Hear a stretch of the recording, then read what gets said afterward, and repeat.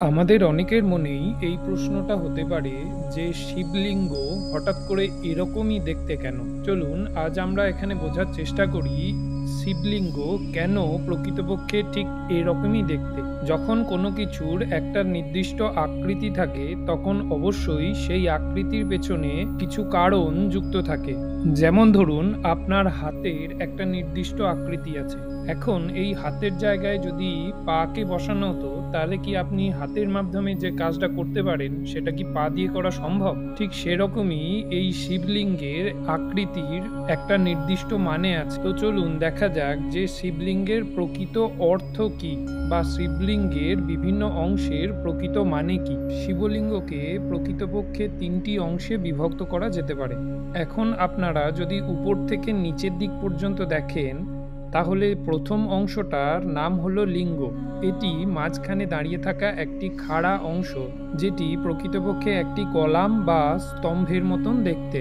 এটি ভগবান শিবকে বোঝায়, যিনি ব্রহ্মা এবং বিষ্ণু সহ এই যে ত্রিদেব আছেন, অর্থাৎ ব্রহ্মা, বিষ্ণু এবং মহেশ্বর, এই ত্রিদেবের একজন। এই ত্রিদেবের মধ্যে শিবের কাজ হলো সবকিছুকে ধ্বংস করা, অর্থাৎ শিবকে প্রকৃতপক্ষে ডেস্ট্রয়ার বা যিনি সবকিছু ধ্বংস করেন সেই অর্থে বোঝানো হয়। তো এ থেকে আপনাদের মনের মধ্যে একটা নেগেটিভ বা ঋণাত্মক চিন্তাভাবনা কাজ করতে পারে যে কেন শিব সবকিছু ধ্বংস করেন। প্রকৃতপক্ষে যদি বুঝতে চান তাহলে এর অর্থ হলো পুরনো জিনিসকে ধ্বংস করে নূতন সূচনার অনুমতি দেওয়া। পরবর্তী অংশকে বলা হয় যোনি। এটি একটি বৃত্তাকার মঞ্চ যা উপরের লিঙ্গকে সম্পূর্ণভাবে ঘিরে ধরে রেখেছে। এটি প্রকৃতপক্ষে দেবী শক্তির প্রতীক। এই অংশটি জন্ম, সৃজনশীলতা এবং যত্নের সাথে যুক্ত থাকা এই মহাবিশ্বের সমস্ত মহিলা সম্প্রদায়কে নির্দেশ করে। তৃতীয় অংশকে বলা হয় পিতম। এটি হলো সেই ভিত্তি যা লিঙ্গম এবং যোনিকে ধরে রাখে। এটি ভগবান ব্রহ্মার প্রতিনিধিত্ব করে, যিনি হিন্দু ধর্মের স্রষ্টা দেবতা হিসাবে পরিচিত। এই ভিত্তিটি সেই দৃঢ় ভূমির মতন যার উপর সমস্ত সৃষ্টি দাঁড়িয়ে আছে। লিঙ্গমের চারপাশে এবং যোনির নিচে স্থানটি প্রায়শই ভগবান বিষ্ণুকে নির্দেশ করে, যিনি এই মহাবিশ্বের দেখাশোনা করেন এবং মহাবিশ্বকে চালিত করেন। যোনি থেকে বেরিয়ে আসা বিভিন্ন অংশগুলি নির্দেশ করে এক, বিবর্তন বা সৃষ্টিকে, অর্থাৎ এই মহাবিশ্বের সূচনা এবং সমস্ত কিছুর জন্মকে। দুই, অস্তিত্ব বা স্থিতিকে, অর্থাৎ কিভাবে এই মহাবিশ্বর দেখাশোনা করা হয় বা এই মহাবিশ্বকে চালিত করা হয়।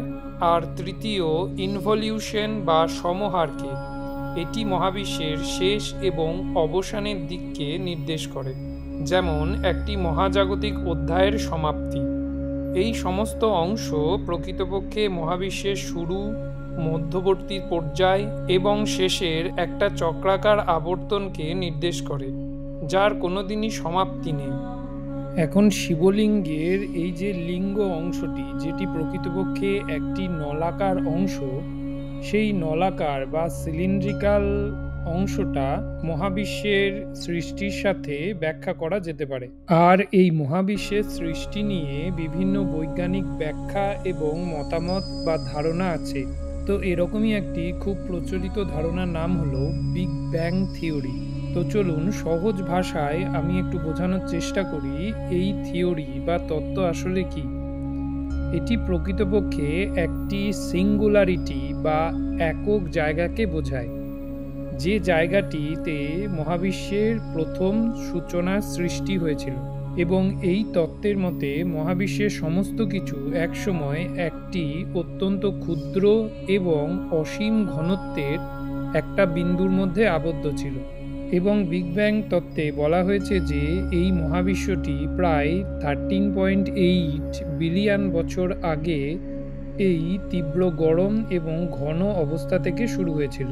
এখন এই বিগ ব্যাং থিওরি বা তত্ত্ব অনুসারে মহাবিশ্ব এই যে তীব্র গরম এবং ঘন জায়গা থেকে সৃষ্টি হয়েছে, সেটা সময়ের সাথে সাথে, অর্থাৎ 13.8 বিলিয়ন বছর ধরে ক্রমাগত ঠান্ডা এবং প্রসারিত হয়ে একটা নল বা কলামের আকার নেয়। এবং এই ধারণাটি বিশ্বের বিভিন্ন বিজ্ঞানীরা সমর্থন করেন।